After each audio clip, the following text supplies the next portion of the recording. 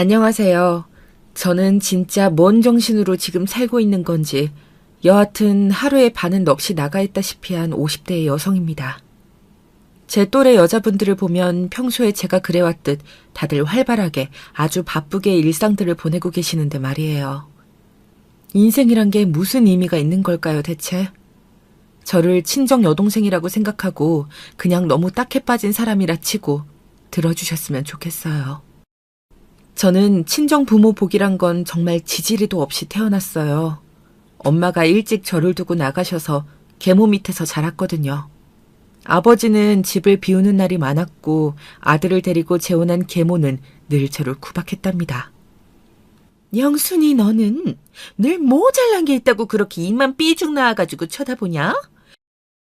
그럴 시간에 빨리 밥이나 차려. 네 오빠 배고프다고 난리잖아 아주.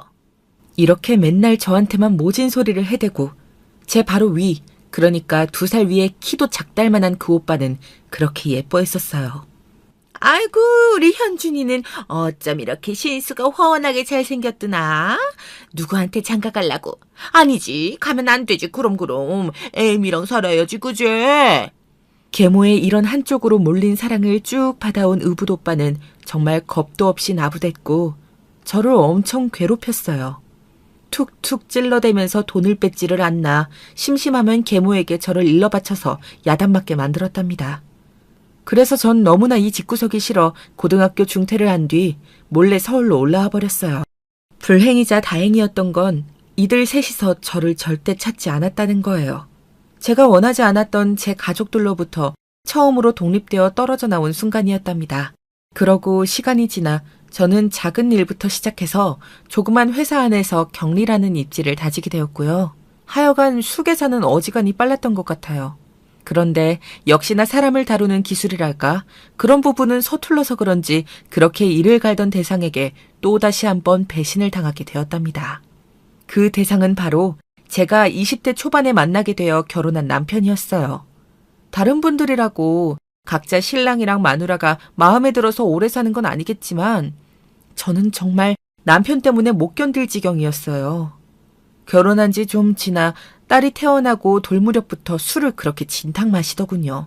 일이 바빠서 그런데 어떡하란 말이야. 영업일이 밀렸다고. 맨날 이런 상황마다 이 삐죽 나와서 노려보면 어쩔 거야. 그리고 회사에 전화해서 나 찾는 짓거리 좀 그만해. 아주 창피해 죽겠어. 남편은 영업을 핑계대고 이상한 술집에 드나들지를 않나 전혀 가정에 충실한 사람이 아니었어요. 게다가 가끔 몹쓸 물리적인 행동까지 했고 딸이 쭉 커갈수록 변하지 않는 남편의 악행들은 정말 고통스러웠답니다. 못 참게 된 저는 남편에게 이혼을 말했어요. 솔직히 나 혼자 지은이 데리고 살 자신은 없지만 당신이랑 이러고 살으니 이혼하는 게 낫겠어.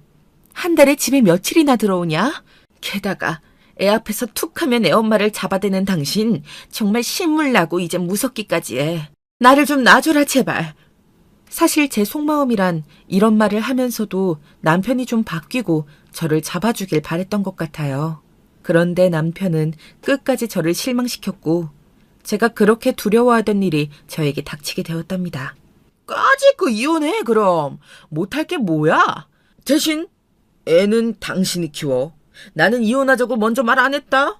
당신이 하자고 했잖아. 가타부타 위자료니 뭐니 챙겨달라는 사치스러운 말은 하지 말고 김씨 집안이랑 좋다고 결혼할 때는 언제고 이게 어디서 지금 재산 쪼개서 가져가려고 미리 머리를 굴려. 남편은 저를 완전히 적대시하면서 뒤늦게 이혼에 찬성했고 그 와중에 만나는 아줌마가 있다는 것까지 확인을 시켜주었답니다. 잘 됐어. 당신 말고도 나랑 같이 살아줄 여자들 많으니까 제발 정리하자. 이렇게 되니까 더 못 물으겠지. 나도 물을 생각 절대 없어. 나는 수정 씨랑 아직 만나고 그런 거 아니야. 아주 순수한 회사 동료라고. 단지 당신 같은 여자랑 안 살아도 둘러볼 친구 같은 여자들이 많다는 거지. 지겨우니까 빨리 이혼해. 결국 저는 제가 말을 꺼내놓고도 쫓기다시피 하며 참 지지부진하게 이혼을 하게 되었어요. 그렇게 나와보니 그나마 그 알량한 집 쪼개어서 얻은 쬐만한 빌라뿐이었답니다. 딸아이가 초등학교 갈 때쯤 이혼을 했고 하고 나니 먹고 살기 바쁘더라고요. 지은아, 엄마 일하고 오면 너 혼자 열쇠로 집 들어올 수 있지? 엄마가 볶음밥이랑 이것저것 해놨으니까 먹으면 돼. 친구는 가급적 데려오지 말고 학원 갔다가 얌전히 집으로 그대로 와. 알았지? 적어도 딸은 초등학교 저학년까지는 제 말을 좀 들었어요. 그런데 점점 나이가 먹어 4, 5학년쯤 되니 제 말에 일일이 반항을 하고 들어먹질 않더라고요. 엄마, 나 용돈 좀 더 줘. 친구들이랑 옷 사고 밥 사 먹을 돈 없단 말이야. 핸드폰도 좋은 거 사줘. 이렇게 징징대면서 자기 요구사항을 다 말하는 딸에게 저는 지쳐서 화를 냈어요. 지나보니 저도 이 부분은 미안하게 느껴졌지만 저와 딸은 어디서부터 잘못된 걸까요? 다른 집들 딸내미는 이런 때에 엄마 위로라도 해주었을까요? 지은이 너는 말이 되는 소리래. 엄마가 지금 아침 저녁으로 얼마나 힘들고 바쁜 줄 알아? 새벽에 대리운전까지 해가면서 생활비 벌고 네 학원비에 더 좋은 곳으로 이사 가려고 아주 죽겠다 정말. 엄마 보험이라는 게 우습게 보여? 평소 같았으면 이런 말에 시큰둥해졌을 딸이 날석에 받아치더라고요. 내가 엄마 보고 그렇게 일하라고 했어? 왜 나한테만 화를 내? 맨날 나만 보면 돈 없다 죽겠다 소리하고. 그럴 거면 나 왜 나왔어? 왜 나왔냐고? 왜 엄마 마음대로 낳아놓고 키울 돈 없다 너 때문에 억지로 사난다 소리래? 지나보면 이런 말을 심어준 제 잘못이 컸나 싶기도 합니다만 냉정하게 말해서요. 이런 말을 들었던 딸들이 다 그렇진 않잖아요. 이제부터 제가 할 이야기를 듣다 보면 뭔가 좀 이상한 부분들을 발견하게 되실 거예요. 저는 딸과의 얘기에서 심히 충격을 받았고 그간 하던 일들을 조금 줄여 다시 작은 회사에 취직하게 되었어요. 제가 이혼해서 홀로 딸을 먹이는 사정을 아는 지인이 소개해 준 거예요. 너 혼자 진짜 용 쓴다. 나는 너처럼 못할 것 같아. 아무튼 이 회사는 그래도 다들 비전 있고 발 넓은 사람들이 많아. 그런저런 일 두세 개씩 하지 말고 여기서 제대로 바짝 일해서 벌고 나머지 시간엔 지은이도 챙기고 그래. 이 언니 덕분에 소개를 받아 새로운 보험회사에 취직하게 되었는데요. 대체로 이쪽은 여자들 비율 70%, 남자들 비율이 30%밖에 되지 않더라고요. 거기서 유독 눈에 띄게 다가오는 사람이 있었으니 바로 저보다 6살 어린 남직원이었어요. 은연중에 신경을 많이 써주는 이 직원을 보며 최근에 내가 인복이 좀 있는 건가 싶었어요. 영순 팀장님은 다른 데에서도 경험 많으시다면서요? 저는 여기가 첫 직장이고 아직 배울 게 너무 많아요. 좀 가르쳐주세요. 이 남직원 이름은 정세훈이었는데 자기보다 6살 훌쩍 많고 애까지 키우는 저한테 엄청 살갑게 대해주었어요. 저는 형제 자매란 게 없으니까 그냥 동생 같은 기분으로 곧잘 밥도 먹고 잘 대해주었답니다.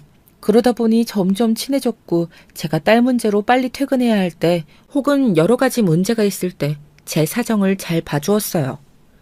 영순 팀장님, 이쪽은 전혀 걱정 마시고 잘 다녀오세요. 아, 지은이한테도 제 안부 전해주세요. 삼촌이랑 또 쇼핑하러 가자고 말이에요. 이렇게 어느새 저의 일상 안에 슬쩍 스며들어와서는 무척 친해지게 되었는데요. 저는 남편과 이혼한 지 시간이 꽤 흐른 상태였고 새로 연애나 어떤 감정들, 더군다나 재혼 같은 것에 대해선 더더욱 생각이 없었답니다. 보통 앞서 남편에게 저리 무시당하고 끌려다니다가 이혼을 어거지로 했다면 다들 그렇지 않을까요?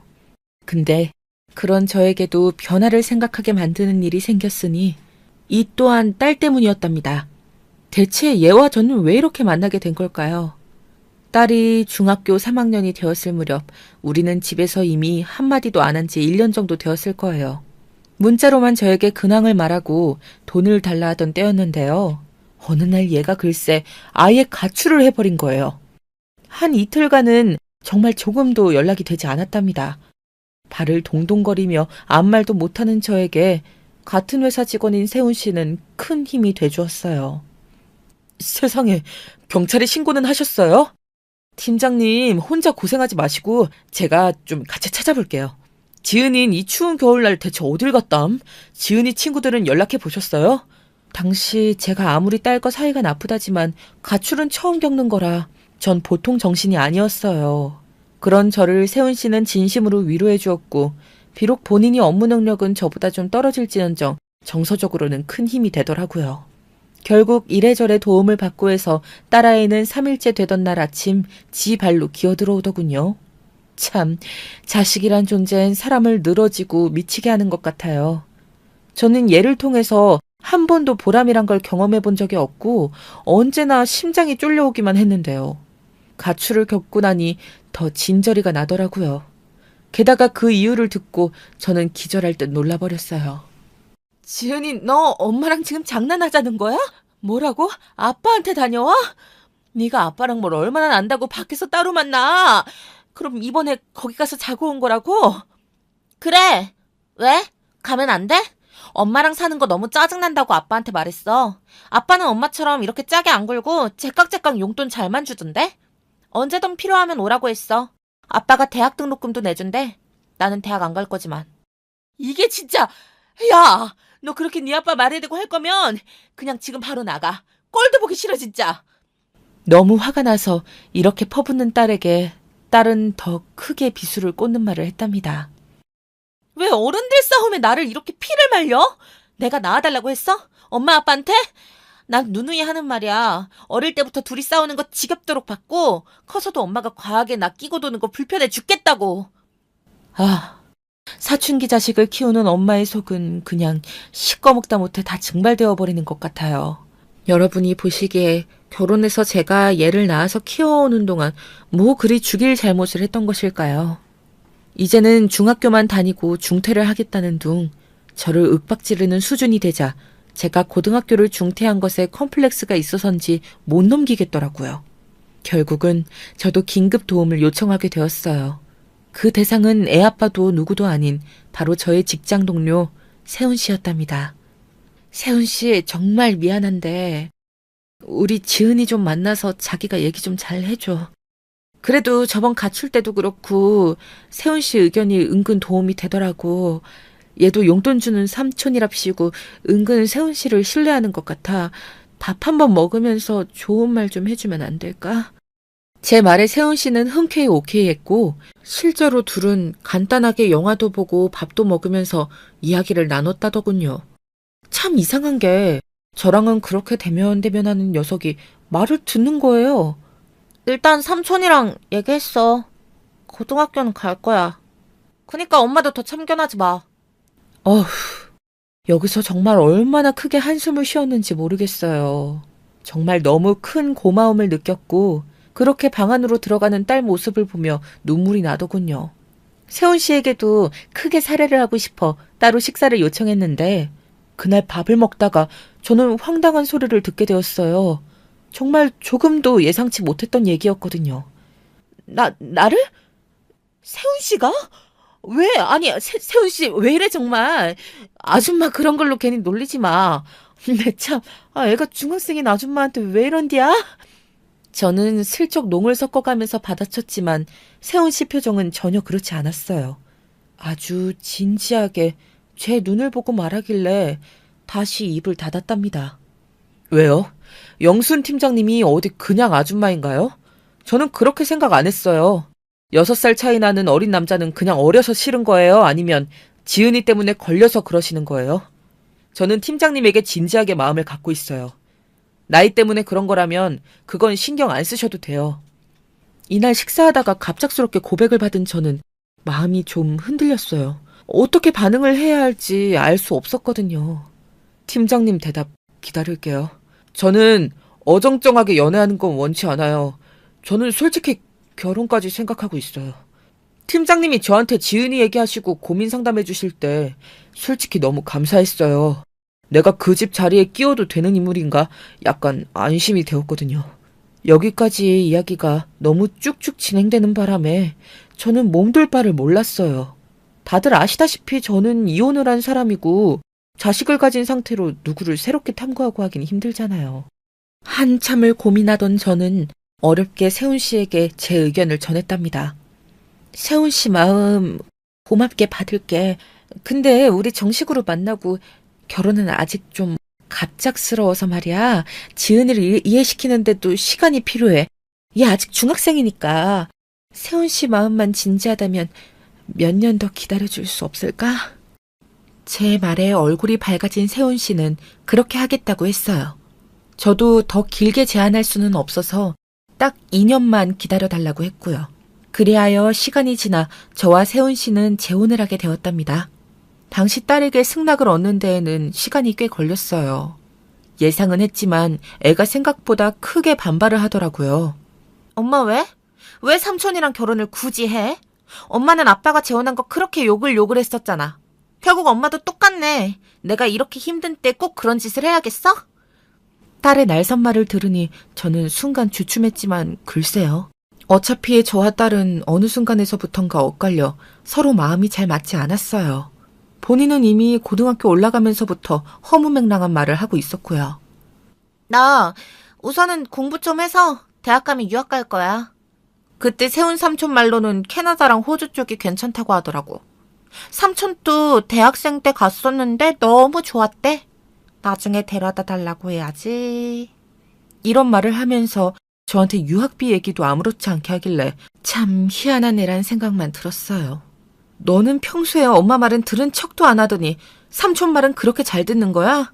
게다가 유학 비용은 누가 주냐? 네가 가서 벌 것도 아니잖아. 해외 나가서 산다는 게 쉬운 일인 줄 알아? 하지만 딸은 제 말은 일제히 다 무시하고 계속 그놈의 유학 얘기만 하길래 저는 더 듣지 않고 그냥 귀를 닫았어요. 그러면서도 제 마음에 와닿았던 건 얘도 어느 정도 세훈 씨에게 친밀감이 있다는 것이었죠. 그런데 의외로 결혼한다는 얘기에 저렇게 대꾸를 하니 저도 신경이 쓰이는 거예요. 뭐가 그렇게 싫은 건지 얘기를 해봐 진짜. 한 집에서 살면서 바로 아빠라고 부르라는 거 아니야. 이제껏처럼 그냥 삼촌이라고 해도 돼. 너도 세훈 삼촌이랑 알아온 시간이 길잖아. 삼촌 괜찮다고 하지 않았어? 나는 진짜 싫어. 엄만 재혼이 그렇게 쉬워? 남자친구가 필요해? 아빠랑 엄마 결혼 생활 그렇게 진저리가 났다면서 또 결혼이 하고 싶냐고. 하지만 저도 참 뭐랄까. 이때 오기가 생기더라고요. 다른 그 누구보다 딸에게 억울한 심정이 일어났던 것 같아요. 왜냐면 전 남편은 얼마 지나지 않아서 금방 재혼을 했거든요. 자기가 만나던 그 아줌마라는 여자와 재혼을 했고 심지어 그렇게 제 딸과 셋이서 만난 적도 있었어요. 저는 거기에 분노를 했던 적이 있었고요. 너는 참 이상하다. 네 아빠랑 재혼한 아줌마 나란히 셋이 보고 왔지. 네 아빠는 재혼해도 되고 왜 엄마는 안 된다는 거야. 이유나 좀 들어보자. 그러자 딸은 말도 안 되는 이유를 들먹거리며 저에게 상처를 줬고 저는 이제 더 이상 딸아이에게 이런 부분으로 밀리고 싶지 않았어요. 아빠는 내가 훨씬 어릴 때 재혼했잖아. 엄만 내가 다 알 거 알고 분별할 줄 아는데 굳이 재혼을 꾸역꾸역 한다는 거고 이런 게 전혀 나에 대한 배려가 없다는 거야. 이 말까지 듣고 기가 막힌 저는 딸에게 한 가지 선포를 하게 되었어요. 이 말에 딸은 한층 더 표정이 굳었지만 저는 흔들리지 않았답니다. 너 엄마한테 말 그렇게 하는 거 아니야. 네 아빠가 너 어릴 때 재혼한 이유는 너를 어릴 때 포기하고 나한테 넘겼고 본인은 자유로운 몸이 되었기 때문이야. 너 없고 여기저기 신세져가며 힘들게 키운 엄마가 네 마음에 안 든다고 해도 암만 내 자식이라지만 엄만 그런 태도를 용서할 생각은 없어. 그러자 딸은 움찔거리면서도 더 할 말 있으면 해보란 투더군요. 그래서 제 결심을 말했어요. 우리 너무 서로 괴롭게 살지 말자. 수년간 너랑 다투면서 보람도 없는 삶을 살면서 엄만 너무 지쳤어. 네가 원하는 대로 이 집 사는 동안 밥도 먹여주고 용돈도 줄게. 20살 되어 캐나다로 유학 가겠다면 비용도 어느 정도는 대줄게. 그런데 더 이상 엄마한테서 많은 것들을 제한하고 못되게 굴지 마라. 무슨 말인지 알아? 여기서 딸은 눈을 크게 뜨면서 제가 일반적인 결심으로 하는 말은 아니란 걸 눈치챘어요. 그래서 둘 사이 냉전은 더더욱 심해졌고 참 슬프게도 저는 이게 이미 익숙해졌거든요. 그냥 더 생각지 않으려 했어요. 몸과 마음도 너무 지쳐있고 저도 누군가에게 기대고 싶었거든요. 그리하여 재혼을 하게 되었고 이때 저의 결정을 축하해준 건 옆에 있는 친구 한 명뿐이었답니다. 솔직히 그다지 축복받지 못한 결혼이었어요. 저를 이 회사에 소개시켜 주었던 아는 언니조차 뭐라 했었거든요. 그 회사 내가 소개시켜주고 너가 오래 다니긴 했지만 그래 마음에 맞는 사람이 생길 수도 있지. 근데 나이 차이가 6살이라고? 가만 보자. 지은이랑은 14살 차이일 거 아니야. 말 그대로 진짜 막내 삼촌 뻘이네. 내가 편견이 있는 건진 모르겠는데 그렇게 느낌이 좋은 출발은 아니야. 이 말을 들으니 저도 더 기가 죽고 뭔가 눌리는 느낌이 들더라고요. 하지만 이제 와서 다 뒤엎고 싶지 않았어요. 언니 말도 맞아. 나도 고민을 몇 년간 했어. 근데 지은이는 이제 학교 졸업하면 유학 보내려고. 내가 일부러 보내는 게 아니라 본인도 생각이 있었어. 나도 20년 가까이 애 키우며 힘들게 살았는데 이제 짝을 좀 찾아도 되지 않을까? 그렇게 말하면서 서러움에 눈물이 났고 언니도 더 얘기 안 하고 그냥 받아주더군요. 당시 세훈 씨의 집에도 허락을 받는 것이 쉽지 않았는데 결혼하기 위해 꽤 매운 말을 들어야 했어요. 인사드리러 갔을 때도 꼬치꼬치 물어보시는 세훈 씨 어머니와 누나의 질문에 조금 시달렸답니다. 진즉 우리 세훈이한테 얘기 듣긴 했었는데 나는 곱게 보는 마음은 아니야. 그쪽도 자식 있으니까 알 거 아니야. 자식이기는 부모 없다고 하니까. 말만한 딸내미 키우는 애 엄마랑 재혼하는 거 봐주는 거라고. 얘 한창 창창할 나이인데 그쪽이 알아서 거절해주면 안 되는 거였어? 이 말에 저도 가슴이 쿵했지만 이제 남편이 된 세훈 씨, 그러니까 제 남편은 이 부분을 열심히 감싸주더라고요. 엄마, 내가 좋다고 하잖아. 결혼을 했었던 여자건 안 했던 여자건 내가 하고 싶으니까 선택한 거야. 이 사람 아니면 나는 평생 결혼 안 해. 그래도 괜찮아? 이렇게 쐐기를 박는 세훈 씨로 인해 분위긴 차가워졌고 겨우겨우 정말 못 이겨 허락을 받긴 했어요. 저도 충분히 예상했던 상황이기에 받아들였고 따로 결혼식을 올리진 않고 호텔에서 가볍게 축하한 다음 셋이 한 집에 살게 되었답니다. 그런데 참 저는 시어머니라는 존재랑 뭔가 뗄래야 뗄 수 없는 존재 같아요. 지금 생각해보면 혼자 살아야 했는데 괜히 결혼이란 걸 해가지고 이렇게 된 걸까요? 전 남편과 시댁도 극성이었는데 재혼한 시댁도 참 만만치가 않더라고요. 안 그래도 미니 시어머니나 다름없는 딸과의 관계에서도 고통받는데 말이에요. 세훈 씨는 저에게 무척 잘해주었지만 계속해서 우리 집에 드나들기 원하는 자기 어머니를 거절하질 못했어요. 저기 여보, 우리 어머니가 이번 주에 집에 오고 싶으시다는데 그래도 될까? 나 어떻게 사는지 너무 궁금하다고 하셔서 지은이한텐 내가 좀 설득을 할게. 이때만 해도 저는 죄송한 마음을 어느 정도 갖고 있었어요. 저도 뻘쭘해서 어머님께 연락도 잘 못하고 있었는데 그 부분에 불만이 많으셨더라고요. 그래서 초대했는데 이게 웬걸. 정말 너무 당황스러웠어요. 아무리 우리 세훈이가 여기 들어와서 산다지만 그쪽은 진짜 우리 집에 잘해야 해. 어디서 이런 멀끔한 어린 청년이랑 만날 수 있겠어. 어디 보자. 그래, 안녕. 나 여기 이 아저씨, 아니 삼촌네 엄마야. 할머니라고 해야 되나? 어머니는 갑자기 방에서 불쑥 나온 제 딸을 보더니 못마땅한 얼굴로 인사를 하시더라고요. 그러면서 대놓고 집안 살림살이들을 돌아보시면서 하나하나 둘러보시고 트집을 잡으시는데 머리가 아프더라고요. 애 놓고 이혼한 게 언제요? 그런데 이렇게 번듯한 집에 살아? 애 아빠랑 계속 연락하는 건 아니고? 돈이라도 뭐 얼마나 받았길래. 그리고 우리 세훈이랑은 천년만년 살 거야 정말? 지금이라도 못하겠으면 말을 해. 혼인신고 그까짓 거 2번도 하고 3번도 하고. 엄마. 그만하고 식사하세요. 여기 그 영순 씨, 아니 우리 와이프가 식사 준비해 놨잖아요. 같이 먹어요. 정말 조금도 예상 못한 부분으로 한껏 두드려 맞다시피 한 저는 이후로 남편과 셋이 사는 생활이 좋으면서도 약간의 우울감이 들었어요. 게다가 회사에서 큰 개편이 있어서 이래저래 부서가 나뉘어졌는데 솔직히 제가 봐도 남편에겐 좀 부당한 처사이긴 했거든요. 그런데 이 사람이 한참 고민하다가 이렇게 말을 하는 거예요. 나 예전부터 결심하고 쭉 생각했던 부분이긴 한데 이제 그만두는 게 좋을 것 같아. 이런 대우 받으면서 오래도 다녔지. 여보는 그래도 오래 일했고 입지도 굳어졌지만 나는 그만둔다고 해도 다들 금방 오케이하고 구인공고 낼걸? 진짜 이런 상황 너무 비참하다. 저는 남편이 가급적 그만두지 않길 바랬거든요. 이런 선택은 결코 좋지 않다고 생각해서 말리고 싶었으나 이미 완강하게 결심을 했더라고요. 결국 남편은 퇴사 후 이직 준비를 하며 집에 있게 되었고 답답하지만 저도 부탁을 하게 되었어요. 당신 이직하는 건 자유롭게 해도 돼. 일단 나도 벌고 있고 당장 생활에 문제는 없으니까 바라는 건 딱히 없고 단지 중간에 지은이 왔다 갔다 할 때 간식만 좀 챙겨주라. 뭐 집안일 해달라거나 그런 걸 말하는 건 아니야. 그래, 그런 건 내가 집에서 간간히 할 수 있으니까 걱정하지 말고 나한테 맡겨. 안 그래도 지은이 요즘 예민해 보이더라. 나도 집에 있는 동안 더 친해져야지 뭐. 그래서 남편에게 딸을 좀 케어해주길 부탁했고 저는 밖에서 열심히 현장에서 싸워가며 일을 하게 되었어요. 하지만 시간이 길어지면서 남편의 이직은 자꾸 뒤로 밀리는 느낌이 들더라고요. 저한테 뭔가 자랑을 하는데 하나도 기쁘지가 않았어요. 어제 유튜브 보다가 이런 팁이 있어서 열심히 청소했는데 진짜 잘 됐지 뭐야. 여보도 이리 와서 봐봐. 자, 화장실이랑 진짜 다 깨끗해졌지. 몇 번은 이 모습을 저도 잘했다 얘기해주긴 했는데 그게 두세 달씩 계속되다 보니 참기 힘들더라고요.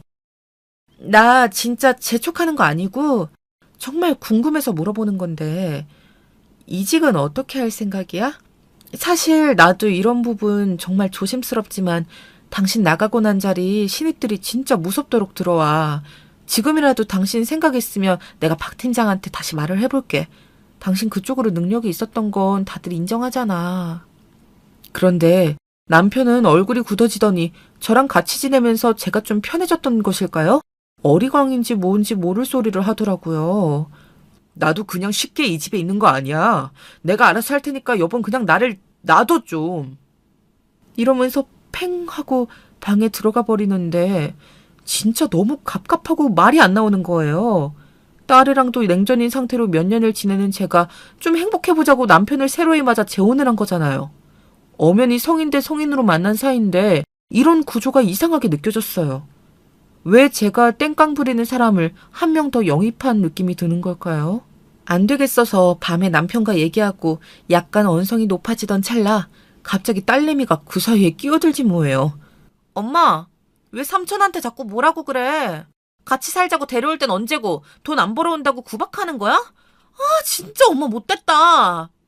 너는 매번 입 닫고 들어가 있던 애가 굳이 나와서 한다는 말이 됐으니까 들어가.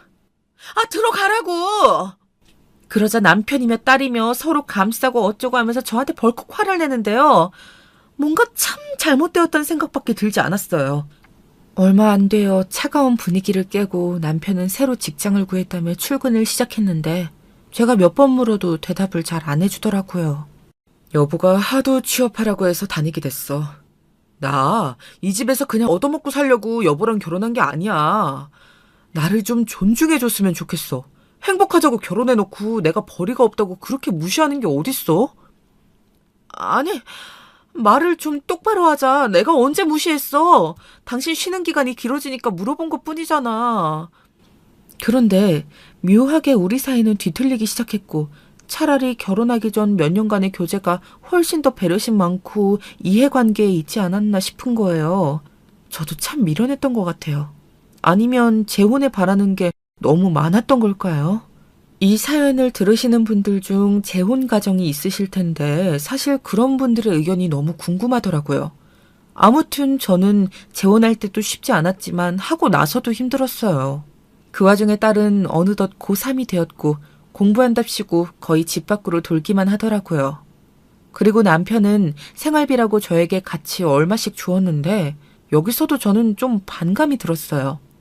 당신은 왜 급여 명세서 오픈을 안 해? 정말 200만 원대만 월급이 있는 거야? 그전에는 400 가까이 받았었잖아. 나는 이렇게 완전히 다 오픈을 해서 여기서 세세하게 명목을 나누고 사용하기로 했는데 회사에서 따로 떼올 수는 없어? 전 아주 당연한 요구를 했다 싶었지만 남편은 또 묘하게 자존심을 내세우며 화를 내는 거예요. 내가 중간에서 떼먹기라도 하고 줄까봐 그래? 아니라고. 진짜 돈 가지고 이렇게 치사하게 구는 거 너무 싫다. 그러면서 뒤이어 나온 말은 저를 너무나 피로하고 충격에 빠지게 만든 말이었어요.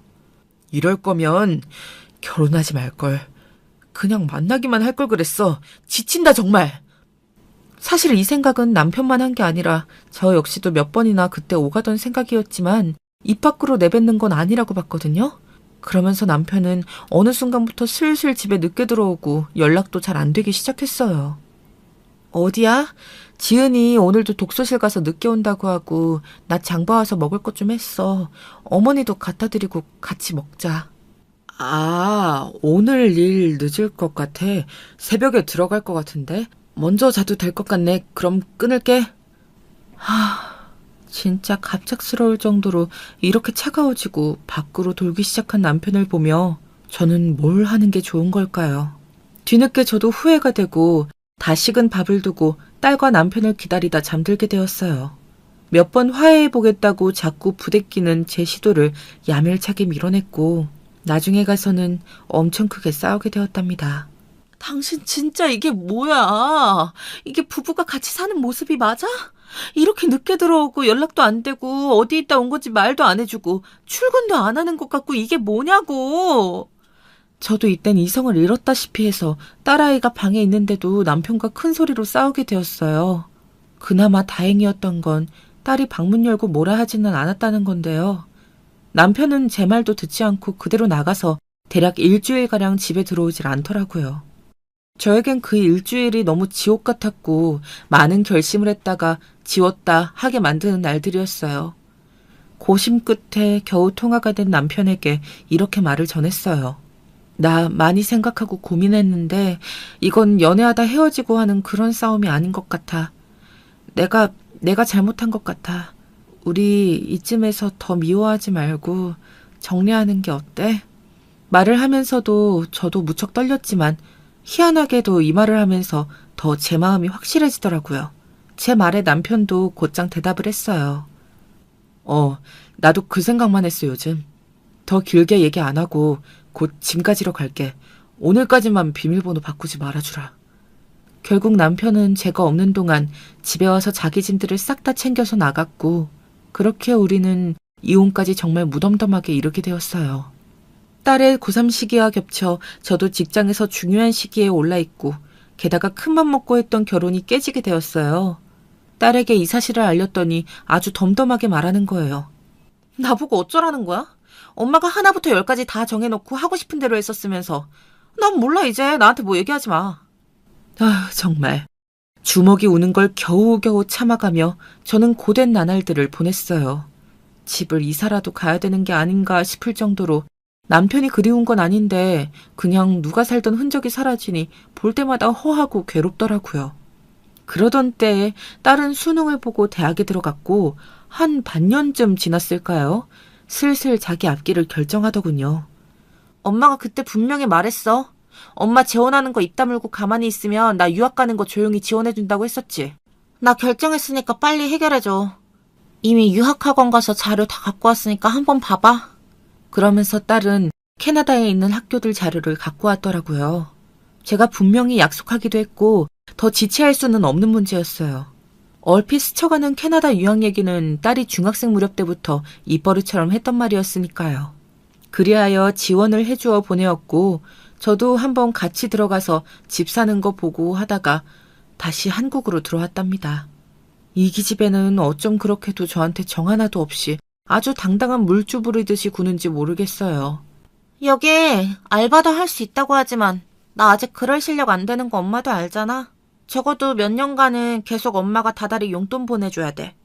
일단은 여기 계속 있다가 눌러 살 수도 있고 다시 한국 들어갈 수도 있어. 그러면서 저한테 아예 정한 액수를 들이대면서 용돈을 달라 하기에 저도 딱 잘라 말을 했어요. 웃기지 마 너. 자꾸 너를 대한 것 같다가 무슨 내가 죄라도 지었고 뭔가 청구를 해야 하는 마냥 하는데 이제 너 성인이야. 엄마가 너한테 용돈 대주고 부모로서 도리하는 건 딱 2년까지야. 그 정도면 그 액수면 나는 너한테 할 만큼 다 했어. 그 뒤로 어떻게 살든지 네가 알아서 해. 그러고 저는 쐐기를 박아버렸고 참으로 허무한 마음을 안고 전화를 끊어버렸어요. 하지만 아무리 밉고 내 맘 같지 않은 게 자식이라고 하지만 그렇게 캐나다를 보내놓고 한두 달 지나 급기야는 한 반년 넘게 애랑 연락이 안 되니까 답답하더라고요. 같이 한국에서 살 때도 그랬지만 눈에 안 보이는 해외로 나가서는 더더욱 연락이 안 되었어요.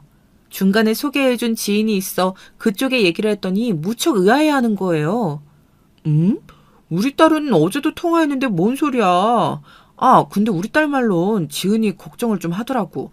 공부도 잘 안 하는 것 같고, 뭐 어디까지나 애 말이긴 하지만 그렇게 아가씨처럼 꾸미고 어딜 다닌다는 거야.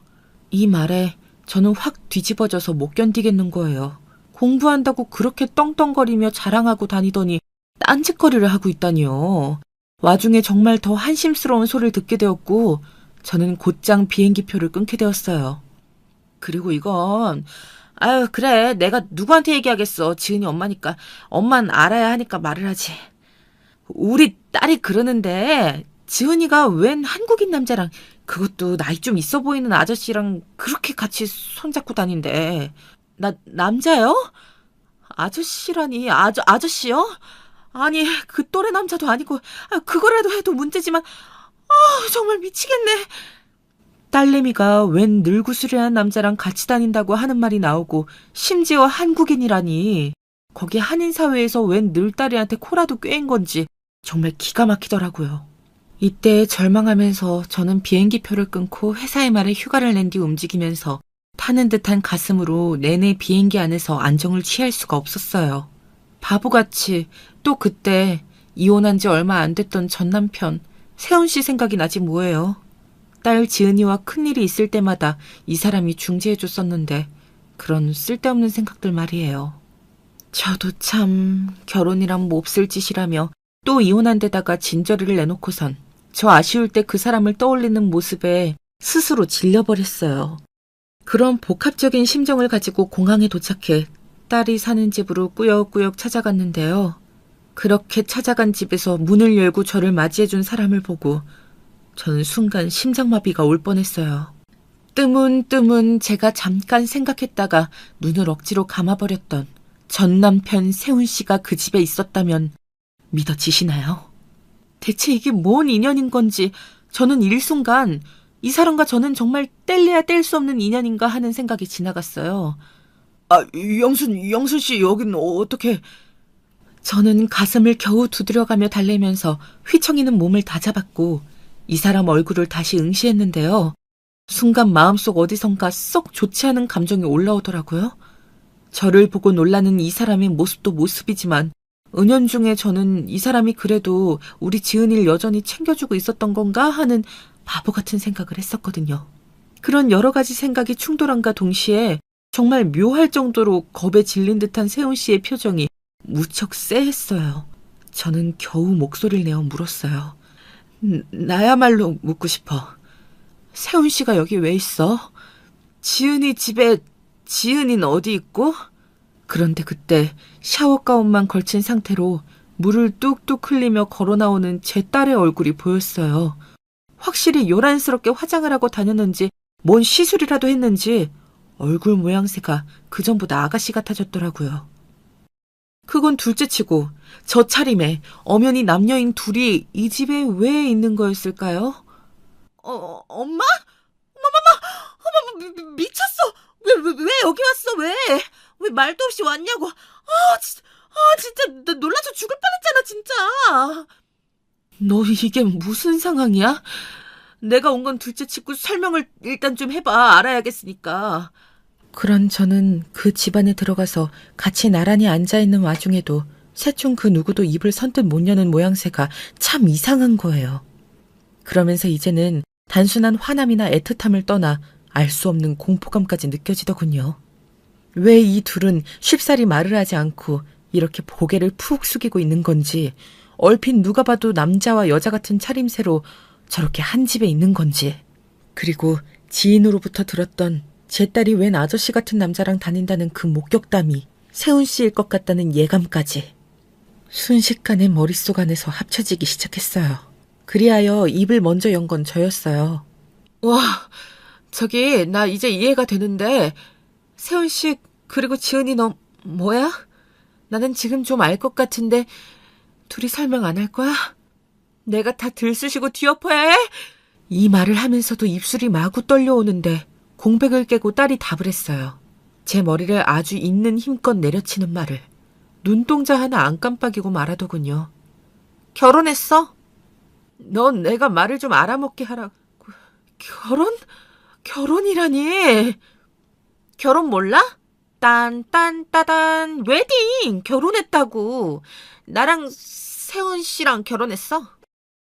저는 이 단어를 제대로 받아들이기 힘들어 눈을 찌푸렸고 그 옆에 앉아있는 세훈 씨 얼굴을 확인도 못한 채 충격에 빠져 있었어요. 그런데 쉴 틈 없이 딸은 공격을 해오더군요. 저기 말 나온 김에 그냥 다 말할게. 나랑 세훈 씨랑 여기서 조촐하게 결혼식 올렸어. 그리고 그게 왜? 엄마 삼촌이랑 이혼했잖아. 하고 시간도 좀 지났잖아. 진짜 남편도 뭣도 아니고 나랑 핏줄이 섞인 것도 아니고 엄마랑 삼촌이랑 부부 아니 그런 것도 아니지 솔직히. 그냥 같이 산 거 뭐 몇 년이나 돼? 문제될 게 있어? 저는 그때 곧장 딸의 뺨을 날렸고 날린다는 행위를 인식도 못한 채 어느새 딸의 얼굴은 돌아가 있고 제 손은 쩌릿하게 아려왔어요. 그제사 세훈 씨는 딸을 맞고 감쌌고 계속 고개를 숙이고 바들바들 떨고만 있더군요. 그러자 딸은 울며 고개를 쳐들고 계속 바락바락 따지는 거예요. 왜 때려? 엄마가 나한테 해준 게 뭐가 있는데. 낳아놓고 맨날 화만 내고 짜증만 내고 엄마 아빠 사랑 못 받고 자란 나한테 이 사람만큼 나한테 진심으로 사랑을 준 사람은 없어. 지금 질투해 엄마? 엄마가 돼가지고 딸한테? 진짜 추하다 엄마. 저는 이때 손을 한 번 더 높이 쳐들었다가 순간적으로 무릎부터 꿀려지며 주저앉게 되었어요. 진짜 기절하기 직전이었고 이러다 사람이 극렬한 스트레스로 인해 죽을 수도 있겠다 싶더군요. 허나 그 순간도 세훈 씨, 그 인간은 끝까지 제 딸아이 뒤에 숨어 제 눈은 감히 쳐다보지도 못하고 옆으로만 고갯짓을 하고 있을 뿐이었어요. 저는 자세한 걸 더 묻고 싶지도 언제부터 얼마나 어떻게 된 사이인지 그런 거 물어보고 싶지도 않았어요. 제가 제3의 관객이 되어서 이런 얘기를 어머어머하고 들을 수 있는 입장이라면 꽤 짓궂게 괴롭혀가며 물었겠지만요. 그대로 저는 산 송장처럼 기어나와서 예약해둔 호텔에 가서 누웠고 그때 열이 정말 온몸 들끓듯이 났던 것 같아요. 새벽에 몇 번이나 깨고 토악질을 하고 바닥을 기어다니고 열로 또 기절해 있다가 하기를 반복했고요. 그러다가 겨우겨우 정신이 들어 돌아가는 티켓을 당겨 비행기를 탔어요. 너무 어이가 없는 건 생전 저한테 먼저 연락도 살가운 말도 할 줄 모르던 딸년이란 작자가 제가 인천공항에 도착했을 무렵 문자를 하나 보내두었더군요. 저는 그 화면을 보며 침을 뱉고 싶은 심정이었어요. 엄마 잘 갔어? 엄마 화난 거 알겠는데 나도 이제 애가 아니야. 더 이상 그런 식으로 간섭하고 이렇게 막 찾아오고 그러지 않았으면 좋겠어. 알아서 잘 살아갈 테니까 나 좀 자유롭게 해줘. 저는 이 문자를 보고 캐나다에서 그 둘을 마주하고 시달리며 비행기 타고 한국에 오기까지 수많은 생각 속에 내린 결론을 드디어 찾아냈어요. 우선은 그 결론을 안고 집으로 돌아와 한 이틀 정도 더 알아누웠던 것 같아요. 딸과 세훈 씨, 그 둘은 그 뒤로도 연락 한 통 없었고 사실 연락이 더 온다고 해도 문제인 상황이었고요. 어디 상담할 수도 없는 이 바보 천치 같고 세상 수치스러운 이 이야기를 계속 담고 속으로 앓던 전 3일째가 되어 행동하게 되었어요. 저기 지은이가 알아서 자기가 돈 벌고 생활하겠다고 해서 나는 지원을 끊으려고 해. 언니가 집주인이랑 얘기해주고 그렇게 좀 전환해줘라. 갑자기? 지은이 걔 일을 어떻게 한대? 영어 공부도 통 안 하고 노는 것 같던데. 아무튼 보통 강단이 아니네. 일단은 알았어. 그렇게 말해둘게. 그리고 저는 딸의 캐나다 생활을 위해 재정적으로 관련된 모든 것들을 단번에 가위로 종이 자르듯 아주 싹둑 정리했어요. 자유롭게 해달라는 딸에게 경제적으로도 자유를 주고 싶더군요. 물론 가능하다면 호적에서도요. 내 새끼라고 내가 품고 있었던 그 생명체가 나를 이렇게 기망하고 우롱하며 내 피를 말릴 줄은 상상도 못했습니다. 비단 그뿐이겠어요. 한 집에 있으면서 세상 저에게 다정한 연하 남편인 척하던 세훈 씨는 그 딸인 지은이에게 언제부터 누가 먼저 붙어먹었는진 몰라도 그렇게 다정히 감싸고 다닐 일인가요? 저는 우선 딸에게 그렇게 경제적 응징을 한 뒤 세훈 씨 어머니, 저의 이전 시어머니였던 분에게 연락을 했어요. 그래서 일단 목격담도 있고 저한텐 증거가 많아요. 저는 제 딸이랑 이렇게 연루된 세훈 씨를 그냥 두고 볼 순 없고요. 제가 결혼 생활을 시작했을 때 제 딸은 학생이었어요. 그때부터 둘을 묶어서 제가 일 벌이고 소송 들어가기 시작하면 아드님 인생 앞으로 엄청 피곤해질 거예요. 그러자 어머니는 당연히 막 발작을 해가며 아들은 공부하러 갔다고 잡아떼다가 급기야는 제 탓을 하더라고요. 그렇게 허공에다가 발짓하지 마시고 아들 빨리 불러다 끌어내는 게 좋을 거예요.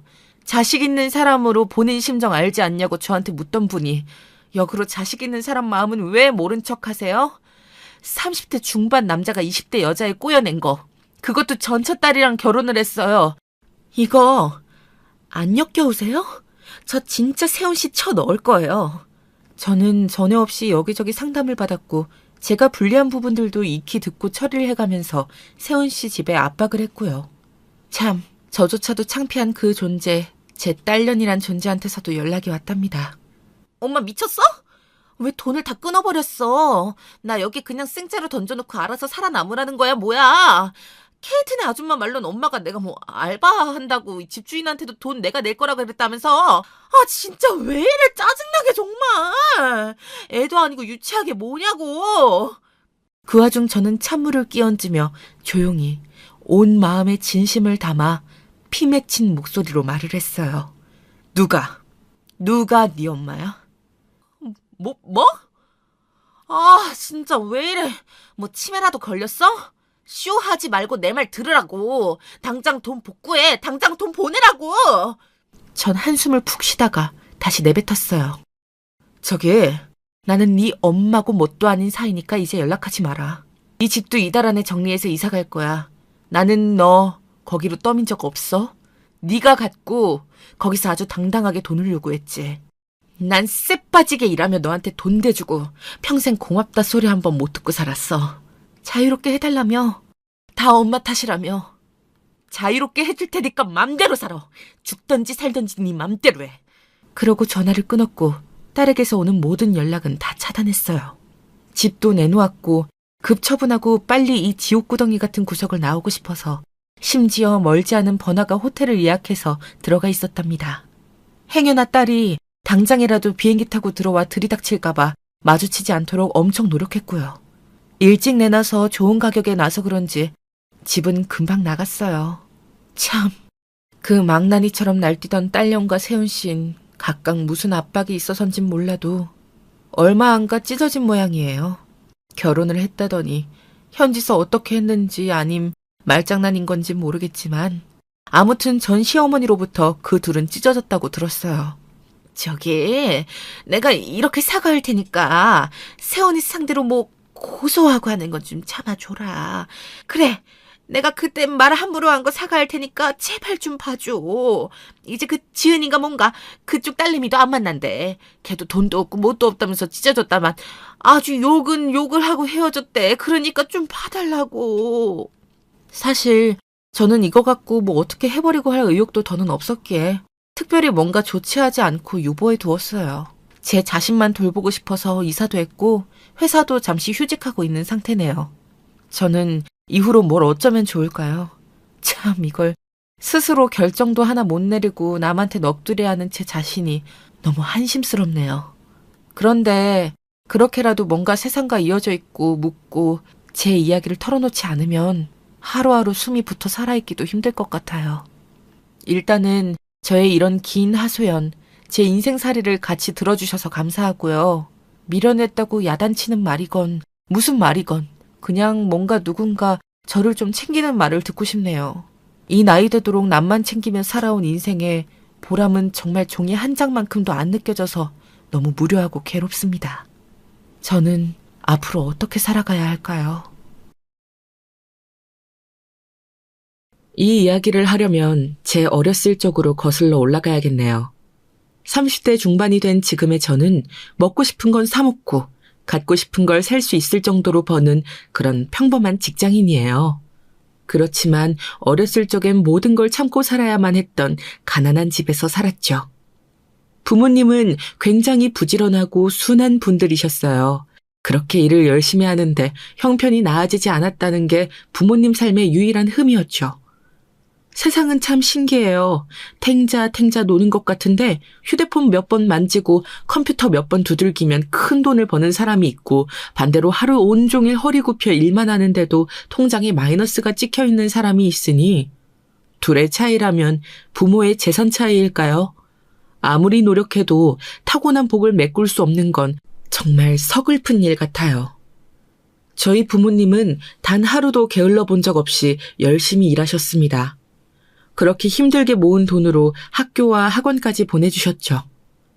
남들에겐 당연한 일일지 몰라도 저에겐 참 귀한 일이었어요. 매월 말이면 학원비를 걱정하느라 눈치를 많이 봤었지만 그래도 공부를 더 할 수 있다는 것에 부모님이 도와주시는 것에 감사했어요. 하지만 아빠가 친구에게 사기를 맞아 가세가 급격히 기울고 원체 가난했던 우리 집은 완전히 풍비박산이 났습니다. 낡았지만 방 2개가 있는 집이었는데 그마저도 단칸방으로 이사를 갈 정도였으니까요. 다니던 학원도 그만두어야 했고 급격히 체형이 바뀌어도 교복을 살 돈이 없어 옷핀으로 간신히 고정하고 다녔어요. 문구 용품을 사는 건 꿈도 못 꿨고 학교에서 집까지 걸어서 1시간 되는 거리를 매일 아침 저녁으로 혼자 걷고 또 걸었습니다. 하지만 투정을 부릴 순 없었어요. 저보다 엄마, 아빠가 더 위태로워 보였거든요. 남들이 입마르게 칭찬하던 성실하고 부지런한 아빠는 어느 날부터인가 매일 저녁마다 술을 마시기 시작했습니다. 조그만 단칸방에 술 냄새가 가득 들어차서 숨을 내쉬는 게 역할 정도였으니까요.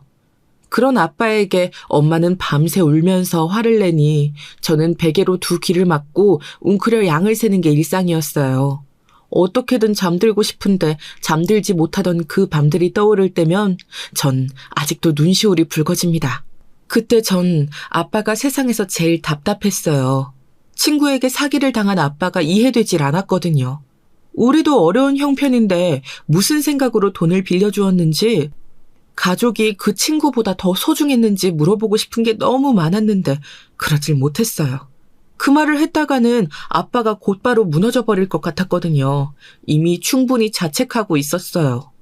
아빠는 툭하면 자신의 머리를 때리던 걸 심심치 않게 볼 수 있었고 아빠의 뒷모습은 언제나 금방이라도 쓰러질 듯 비틀거렸죠. 마음은 너무 힘들지만 나까지 아빠를 괴롭히지 말아야겠다는 생각이 컸어요.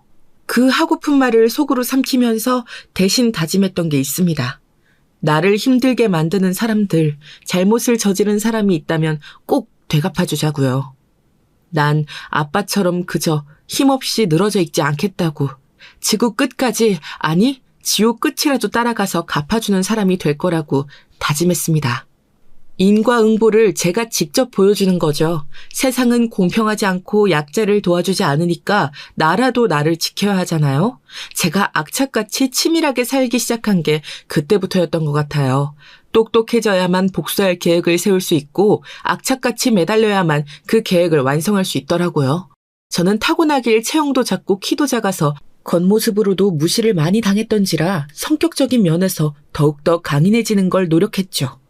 이렇게 말하니 뭔가 좀 살벌하긴 한데 예를 들면 이런 거예요. 내 낡은 천가방을 보며 욕하고 놀리는 친구가 있다면 기억해놨다가 집으로 돌아가는 길에 그 친구 가방을 뻥 하고 차버리고 가버리는, 우리 엄마에게 손가락질하고 술주정하는 옆집 아저씨를 유심히 지켜보고 있다가 아저씨가 양팔로 짐을 들어 꼼짝 못할 때 팔을 왕 하고 물어버린 후에 도망가는 그런 성격이었어요. 누군가는 굳이 그럴 필요 있냐, 피곤하게 산다, 무섭다라고 할 수도 있겠죠. 하지만 저에겐 당연한 일이었어요.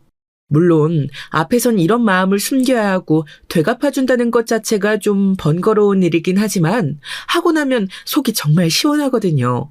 그리고 그 나쁜 인간들도 자기가 잘못한 만큼 고스란히 돌려받을 수 있다는 걸 알아야죠.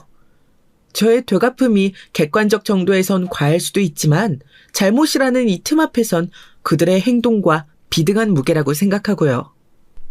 매번 그런 건 아니에요. 저를 먼저 건든 사람한테만 한정이죠. 타인이 저에게 잘못하지 않으면 저도 절대 먼저 폐를 끼치는 일은 하지 않거든요. 누군가 기분을 상하게 하는 일을 싫어하고 그로 인해 눈치 보는 것도 싫어해서요. 그리고 지금까지도 이런 마음으로 살아왔습니다. 제가 성인이 되고 곧바로 직장을 얻을 때까지 상황적으로 나아진 건 없었어요. 여전히 집은 가난했고 부모님은 여전히 일을 하지만 부족했고 단칸방은 여전히 술 냄새와 우는 소리, 싸우는 소리로 가득했죠. 직장을 얻으면서 제가 가장 바랬었던 건 독립이었어요. 그 집에서 나올 수만 있다면 뭐든 하겠다는 심정이었거든요. 부모님을 사랑하지만 그것과는 별개로 그 조그마한 집에서 셋이 함께 부둥켜 가난에 울부짖는 게 정말 싫었어요. 그래서 직장을 얻자마자 독립을 목표로 열심히 일했죠. 그런데 생각보다 직장 월급이 괜찮은 수준이었고 아빠도 새로운 일자리를 얻으면서 한 달에 가족이 모으는 돈이 꽤 되었어요. 그렇게 모으다 보니 1년 반 후 우리 가족은 좀 더 큰 월세방을 얻을 수 있게 되었습니다. 처음엔 무조건 혼자 나와 살겠다고 다짐했는데 시간이 지나고 나니 돈을 모으는 재미가 있더라고요. 혼자 방을 얻는 것보다 차라리 다 같이 살 집을 얻는 게 낫겠다는 생각이 든 이후부터 정말 안 쓰고 열심히 모았어요. 그 덕에 월세라도 방이 딸린 집을 얻을 수 있게 된 거죠. 우리 집의 불안은 정말 돈 하나 때문이어서 형편이 나아지니 자연스럽게 싸움도 줄어들었습니다. 부모님은 다시 마음을 다잡으신 듯 열심히 일하셨고 저도 경제적 부담을 다 짊어지고서 매일 치열하게 일했어요. 회사 일로도 부족해서 일 끝나는 저녁이나 주말 낮엔 전단지 아르바이트를 했고요. 자는 시간을 줄여가며 부업 일을 한 거죠. 하루 24시간을 꽉 채워서 보내던 그때 지금 와서 생각해보면 어떻게 그렇게 매일 하루를 보냈는지 참 신기할 따름이에요. 어려서 가능했던 것 같기도 하고 악바리 정신으로 가능했던 것 같기도 하네요. 중요한 건 그렇게 살아온 시기가 있어서 지금의 제가 있을 수 있다는 거예요. 그렇게 지독하게 살아봤으니까 나는 뭐든 해낼 수 있는 사람이라는 믿음이 생겼거든요. 절대로 못 잊을 힘들 시간이 있었고 그걸 이겨내 봤으니 더 큰 어려움과 역경이 와도 이렇게 또 이겨내면 될 거란 확신이 생긴 거죠. 이런 건 돈 주고도 못 살 뼈저린 교훈이죠. 그 뒤로 저는 몇 번의 이직을 한 끝에 지금의 회사에 정착하게 됐어요. 어느새 제 나이는 30을 바라보게 됐고 부모님도 이제 허리가 굽고 흰머리 가득한 할아버지, 할머니가 되셨죠. 알뜰살뜰히 모은 끝에 정셋집을 구할 수 있게 됐고 크진 않지만 세 식구가 오순도순 살 수 있기에 충분히 만족했습니다. 이렇게 단 두세 줄로 저의 10년을 줄여보았지만 절대로 쉽지 않은 세월이었어요. 많은 걸 포기해야 했고 원하는 일들 앞에서 눈 감아야 했던 시절이었죠. 가장 빛나야 할 20대를 그렇게 보내고 나니까 어느새 제 안에 보상심리 같은 게 자라나더라고요. 연차가 쌓이고 회사에서도 능력을 인정받아 이제 안정적인 위치에 오르니 그간 못 해봤던 걸 해야겠다는 그런 마음이 들더군요. 그래서 주말이면 부지런히 여행도 다니고 부모님과 비싼 음식점을 가보고 혼자 술집에 가서 술도 마셔보고 이전엔 몰랐는데 세상엔 재밌는 게 정말 많더라고요. 단지 짧은 경험으로 끝나는 게 아니라 삶을 더 윤택하게 만들어주기도 하고 힘든 일을 버티게 할 낙이 되어주기도 하고 더 넓은 세계가 있다는 걸 알려주기도 하고요. 그동안 모르고 살았던 걸 생각하면 억울할 때도 있었지만 그래도 지금이나마 할 수 있게 된 걸 감사하기로 했습니다. 그렇게 신나게 놀던 와중에 한 사람을 만나게 됐어요. 국내 여행을 갔다가 만난 사람인데 같은 서울에서 왔더라고요. 그 사람도 혼자고 저도 혼자인 터라 이런저런 이야기를 하면서 합석을 하게 됐는데 대화를 나누다 보니 생각이나 가치관, 신념이 잘 맞았고 그러다 보니 이성적으로 마음이 생기더라고요. 결국 그 사람과 저는 연인이 되었고 결혼까지 약속하게 되었죠. 사실 좀 창피하지만 저는 30이 돼서야 첫 연애를 해보았습니다. 그전까지 연애란 저에게 정말 어려운 숙제처럼 느껴졌거든요. 해보기는 해야 하는데 뭘 어떻게 해야 할지 모르겠어서 계속 미뤄두는 그런 숙제 말이에요. 일만 하던 저에게 다가오던 사람도 딱히 없었을 뿐더러 간혹 있어도 제가 여건이 안 돼서 거절해오기 일쑤였어요.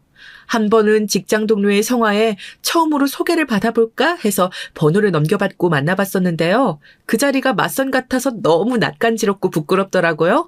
어떤 걸 좋아하는지 또 어떤 걸 싫어하는지 이야기 나누는 게 자기적으로 느껴져서 자꾸만 스스로 부자연스럽게 행동하게 되고요.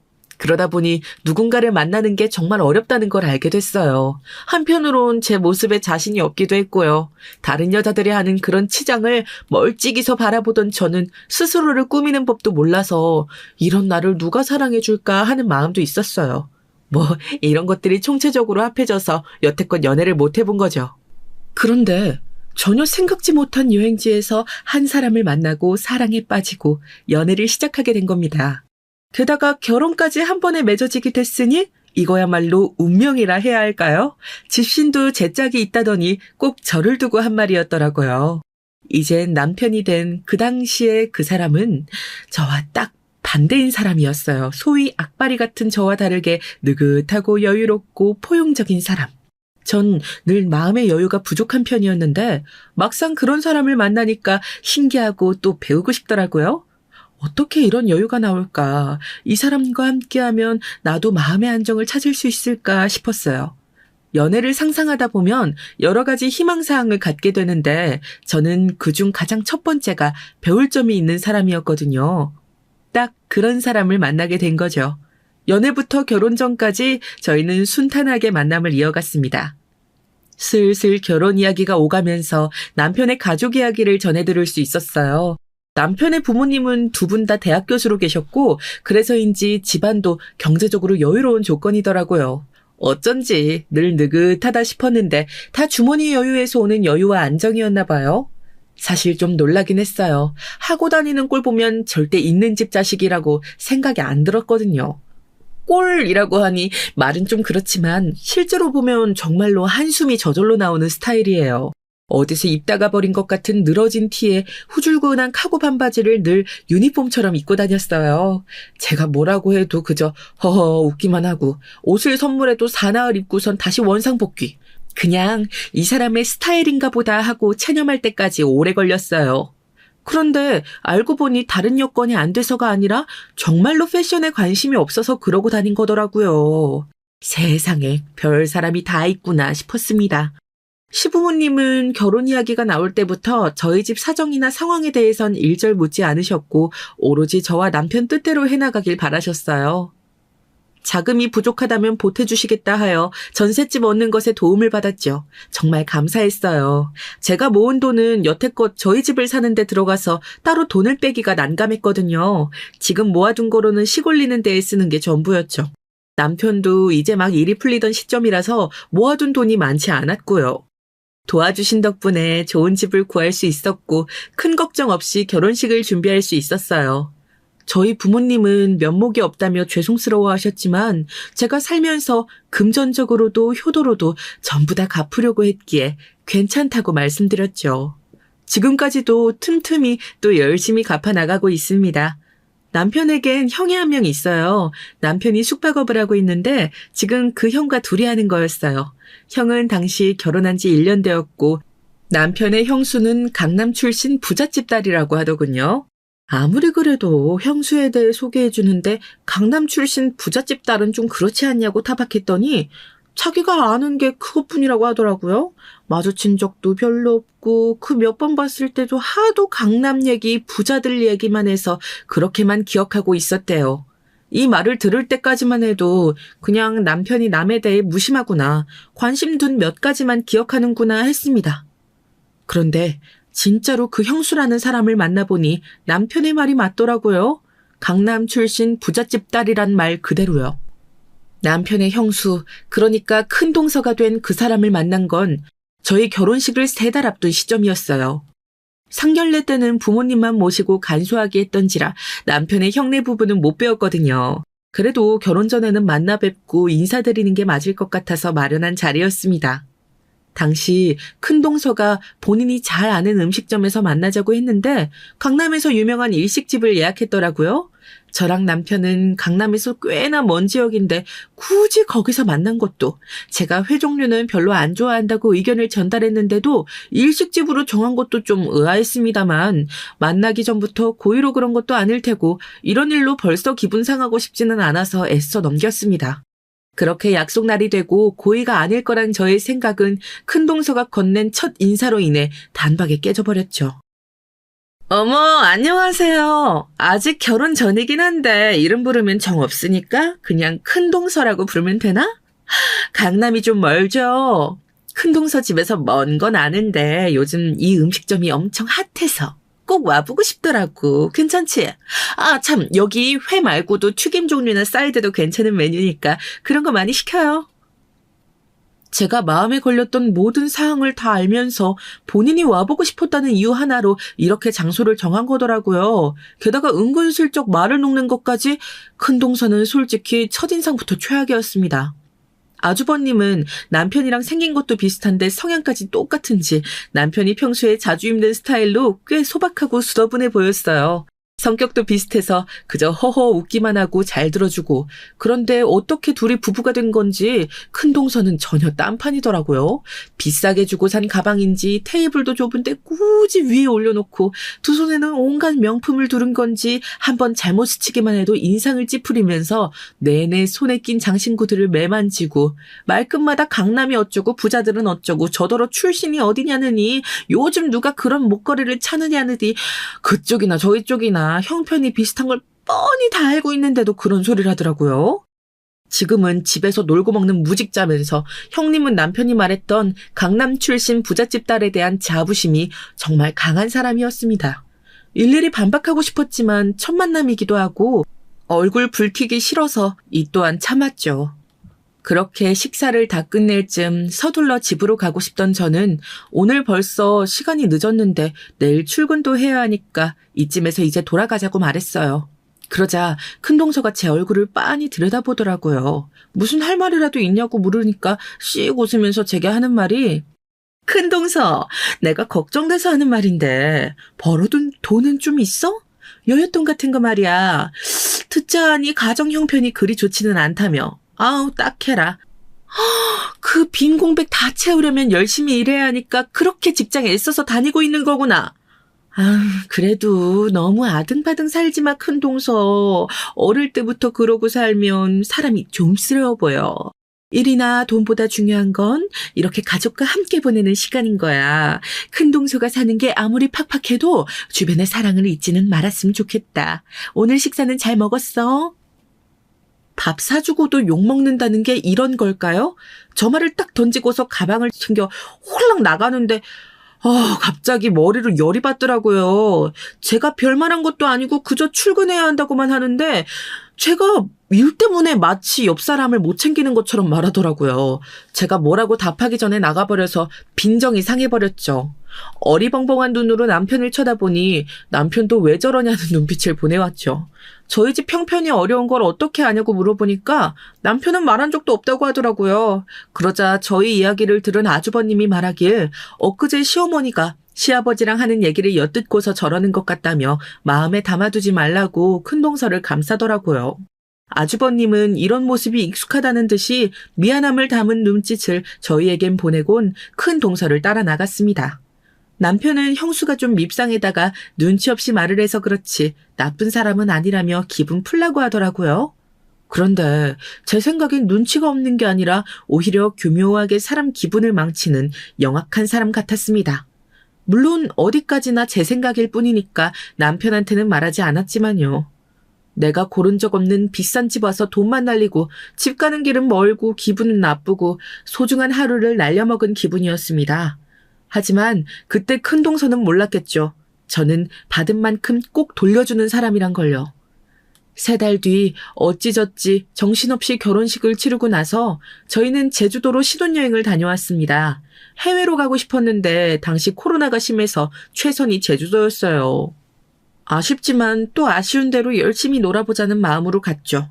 숙소에 가서 쉬다가 저녁을 먹으려고 나왔을 때쯤이었어요. 술을 마시고 올 예정이라 택시를 타러 나오는데 순간 익숙한 얼굴이 제 옆으로 지나가는 걸 봤습니다. 저는 곧바로 뒤돌아봤고 그 사람은 빠르게 호텔 안으로 들어갔더라고요.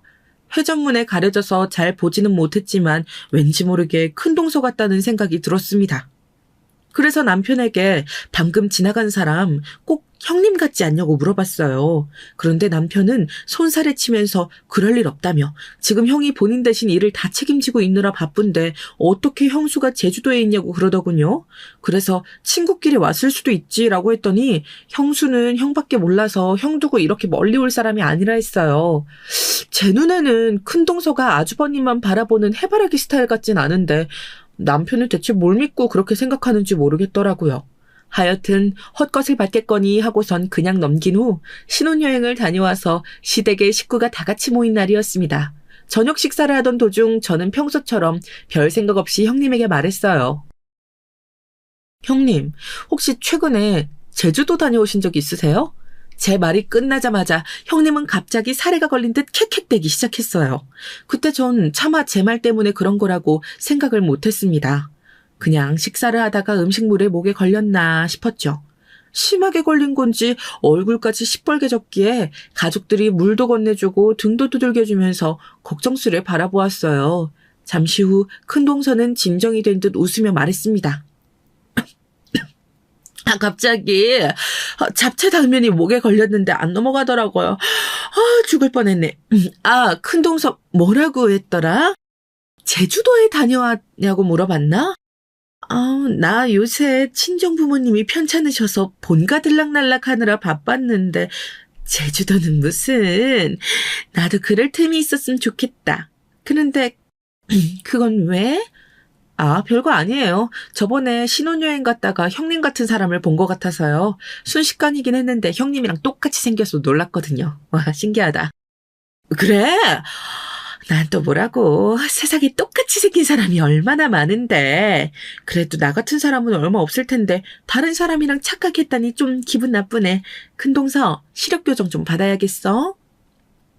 제 딴엔 농담이라고 한 거겠죠? 웃으면서 비꼬는데 괜히 말 꺼냈나 싶었습니다. 그냥 예 하고 말았는데 정확히 그 다음부터였어요. 어느 순간 큰동서가 시종일관 저를 째려보기 시작한 겁니다. 이걸 어떻게 느꼈냐면요. 제가 어디서 무엇을 하든지 말 그대로 뒤통수가 따가운 느낌이 들더라고요. 그냥 관용어인 줄 알았는데 그 말 자체가 사실이란 걸 지금에서야 알았습니다. 누군가 나를 노려보고 있다는 느낌이 들어서 고개를 휙 돌려보면 아주 잠깐 큰동서와 눈이 마주쳐요. 그럼 큰동서는 고개를 휙 돌리거나 천사 같은 미소로 웃어줍니다. 분명 방금까지 살기 어린 눈빛이었던 것 같은데 말이에요. 시부모님이나 아주버님이 곁에 있으면 그렇게 잘 챙겨주면서 꼭 제가 혼자 있을 때만 그러더라고요. 이때만 해도 전 큰동서가 왜 그러는지 몰랐습니다. 저에게 분명 악감정이 있는 것 같긴 했는데 이유를 모르겠더라고요. 시간이 흐르고 모든 전말을 알게 된 후에야 큰동서가 어떤 마음으로 저를 바라본 건지 알 수 있었습니다. 그 뒤로 몇 달 동안이나 큰동서와 저는 외줄타기를 하는 듯한 위태로운 신경전을 벌였습니다. 큰동서는 주변 사람들이 보지 않는 순간마다 저를 고가운 눈으로 바라보았어요. 제가 무시해버리면 어느새 다가와 제 속을 살살 긁어놓고 갑니다. 긁는 주제도 여러 가지였어요. 큰동서는 키가 짜리몽땅해서 못 먹고 자란 아이 같아 부모님이 반성 좀 하셔야겠다. 큰동서처럼 쓸데없이 자존심이 세면 못 써. 밖에 나가서 그러면 가진 것 없이 존심 부린다고 뒷담화 당하기 십상이야. 큰동서 같은 형편에 나 같은 형님 둔 거 다행으로 생각해. 나 이래봬도 강남 출신의 부모님 두 분 다 공직자 자리에 계셨어 등등. 여러분들은 이 말들을 그저 농담으로 받아들이실 수 있나요? 어쩜 그리 하는 말마다 밉상인지 모르겠더라고요. 한 번은 답답해서 시어머님께 가서 물어봤습니다. 형님이 저에게 이런 말을 했다고요. 그러니 시어머님은 민망한 얼굴로 첫째 며느리가 원체 허세가 좀 심하고 말투가 곱지 않아서 인간관계가 원만하지 않은 것 같다. 네가 이해해라 하고 말씀하시더군요. 시댁은 워낙 점잖고 문제 일으키는 걸 싫어하셔서 그런지 큰동서의 언행을 그냥저냥 넘기는 분위기인 듯 했습니다. 남편에게도 말해봤는데 본인 귀로 들은 게 아니어서 그런지 제 편을 들어주는 것도 하루 이틀 잠깐이더라고요. 본인이 형한테 말해보겠다며 전화를 했다는데 아주버님의 대답은 기분 탓인 것 같으니 크게 개의치 말라고 하셨다네요.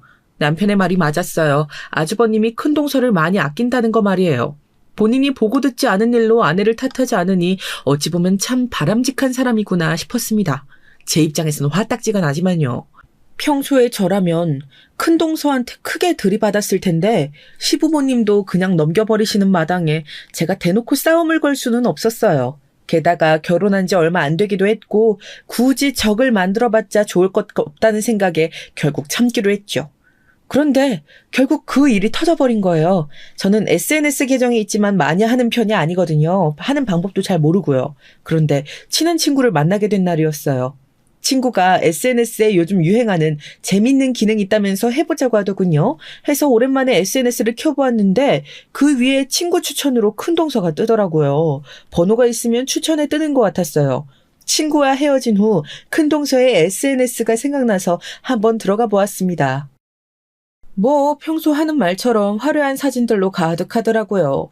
그 와중에 또 웃긴 건 가장 최근 게시물에 제 욕을 써놨더라고요. 우리 눈치 없고 교양 없는 큰 동서 때문에 스트레스 받아서 마사지 간 날. 처음 볼 때부터 고개 뻣뻣한 게 마음에 안 들었는데 기안 죽고 끝까지 기고만장하네? 이래서 집에 사람 잘 들여야 한다는 건데 작은 고추가 매운 게 아니라 작은 고추가 꼴 보기 싫다라고 적혀져 있던데 참나 어이가 없어서. 그 뒤로는 일일이 읽어보고 싶진 않아서 끄려고 했습니다. 근데 문득 익숙한 사진이 보이는 거예요. 사진을 눌러보니 남편과 제가 신혼여행을 갔던 그 호텔 사진이더라고요. 시기는 저의 신혼여행 후 일주일 뒤로 되어 있었지만 그립다라고 되어 있는 걸 보니 지난 사진인 게 분명했죠.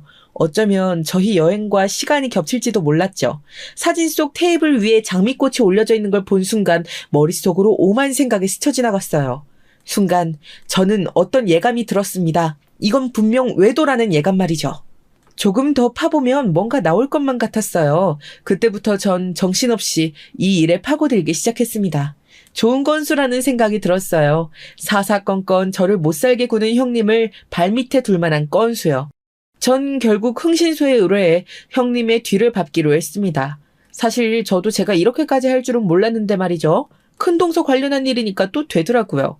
흥신소에 의뢰한 뒤 열흘 후 곧바로 연락이 왔습니다. 외도가 맞더라고요. 심지어 형님이 다니는 수영센터의 수영 강사였어요. 아주버님이 일을 나가면 곧바로 짐을 챙겨서 외출했고 이동은 자차가 아닌 택시로만 움직였더라고요. 친정집에 간다는 것도 다 거짓말인 듯 했죠. 아주버님이 너무 안쓰러워서 곧바로 밝히고 싶었지만 무턱대고 말하기엔 조심스러웠어요. 아주버님이 알고 계신지도 확실치 않았고 만약 일부러 눈 감고 있는 거라면 괜히 저만 가정 파탄범이 될 수도 있는 거니까요.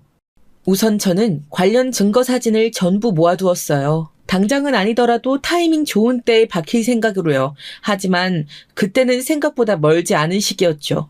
일주일 후 남편이 아주버님의 사업 확장을 축하하자며 식구끼리 식사를 하자고 제안했습니다. 그런데 날짜를 잡은 날 시부모님께서 다른 일정이 생겨서 참석을 못하게 되셨어요. 결국 아주버님네 부부와 저희 부부 이렇게 넷이서만 함께 밥을 먹게 된 거죠. 큰동서의 바람을 알게 된 후 처음 만나는 자리여서 많이 불편하고 어색했습니다만 티낼 수 없으니 최대한 자연스럽게 지나칠 생각이었어요. 이번에도 음식점은 큰동서가 가고 싶었던 곳으로 정해졌고 역시나 횟집이었습니다. 그 집은 회와 갑각류가 메인인 집이었고 최소한의 손질만 해서 나오는 형식이었어요. 원래 저희 남편은 게나 새우를 잘 안 먹거든요. 안 맞아서 안 먹는 게 아니라 까먹는 게 귀찮다는 이유로요. 그럴 때면 제가 일일이 발라줘서 먹이곤 했었습니다. 이번에도 게와 새우가 나왔고 저는 익숙하게 남편에게 줄 게를 까기 시작했어요. 아주버님네 부부는 뭐 서로 먹이고 이런 거 없이 각자 잘 드시고 계시기에 신경 쓰지 않았습니다.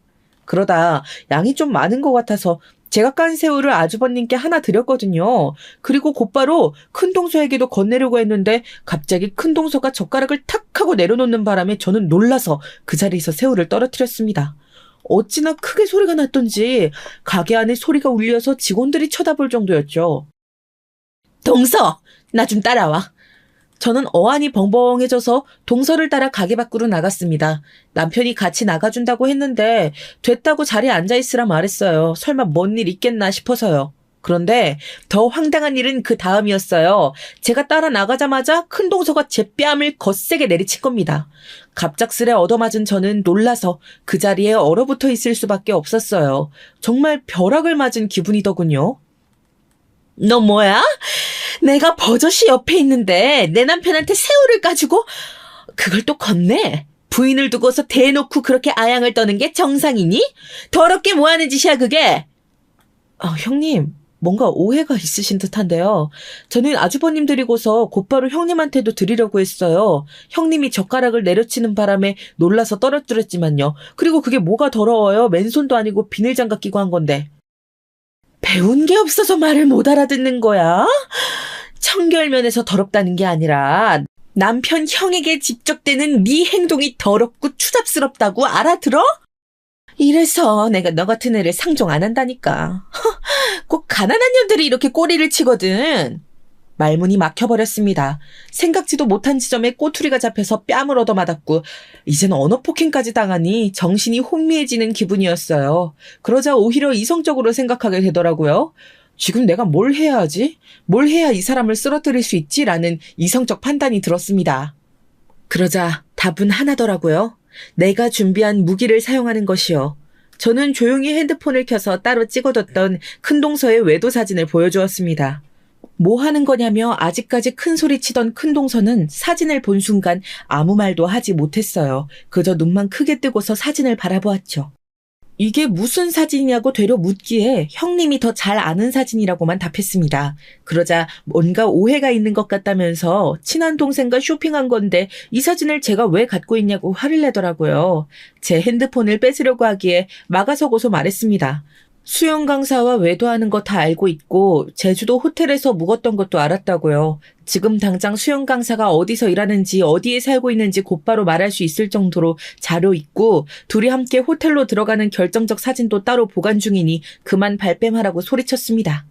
그제야 사태 파악이 됐는지 큰 동서가 곧바로 제 앞에서 무릎을 꿇더군요.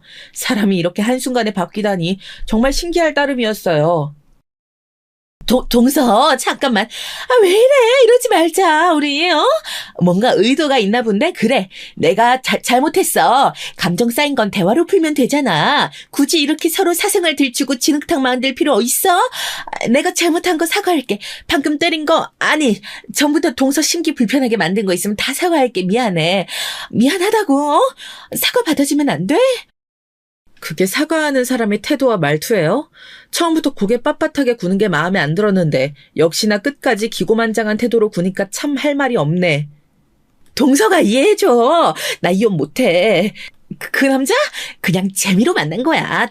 짧게. 바람핀 건 맞지만 나 아직 우리 남편 진심으로 사랑하고 이혼하면 나 우리 친정집에서도 쫓겨나. 이게 두 번째 결혼이란 말이야. 또 한 번 이혼하면 재산 한 푼 안 주고 호적 파버린댔어. 그럼 난 이제 정말 죽은 목숨이라고. 사람 하나 살린다고 생각하고 한 번만 봐줘 동서. 제발. 그렇게 여우처럼 굴더니 이젠 얼마나 당황했는지 본인 입으로 약점을 술술 불더라고요.